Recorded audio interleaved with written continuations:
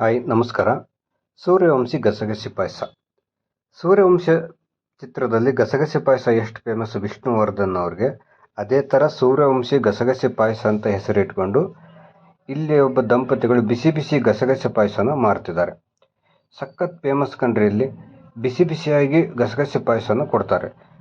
ಇಲ್ಲಿ ಬರೀ ಗಸಗಸೆ ಪಾಯಸ ಮಾತ್ರ ಅಲ್ಲ, ಬಾದಾಮಿ ಹಾಲು, ಗಸಗಸೆ ಹಾಲು, ಮತ್ತಂದರೆ ಗ್ರೇಪ್ ಜ್ಯೂಸು, ಕಲ್ಲಂಗಡಿ ಜ್ಯೂಸು, ಇನ್ನು ಸುಮಾರು ಒಂದು 4 ಥರ ವೆರೈಟಿ ಜ್ಯೂಸ್ ಸಿಗುತ್ತೆ ಇಲ್ಲಿ. ನೀವು ಗಸಗಸೆ ಪಾಯಸ ಕುಡಿಲೇಬೇಕು ಅಂದರೆ ಬನಶಂಕರಿ ಹೋಗೋ ರೂಟ್ ಅಂದರೆ ನಾಯಂಡಹಳ್ಳಿಯಿಂದ ಬನಶಂಕರಿ ಹೋಗೋ ರೂಟಲ್ಲಿ, ನಾಯಂಡಹಳ್ಳಿಯಿಂದ ಸ್ವಲ್ಪ ದೂರ ಮುಂದೆ ಹೋದರೆ ಲೆಫ್ಟ್ ಸೈಡಲ್ಲೇ ಇದೆ, ಅಂದರೆ ನೈಸ್ ರೋಡ್ಕ್ಕಿಂತ ಮುಂಚೆ. ಈ ಗಸಗಸೆ ಪಾಯಸ ಮಧ್ಯಾಹ್ನ 12ರಿಂದ ಸಂಜೆ 4 ಗಂಟೆವರೆಗೂ ಇರುತ್ತೆ. ಆದರೆ ನೀವು ಗಸಗಸೆ ಪಾಯಸ ಕುಡಿಲೇಬೇಕಂದ್ರೆ ಸ್ವಲ್ಪ ಬೇಗ ಹೋಗಬೇಕು. ಇಲ್ಲಿ ತುಂಬ ವೆರೈಟಿ ಜ್ಯೂಸ್ಗಳಿದ್ದಾವೆ.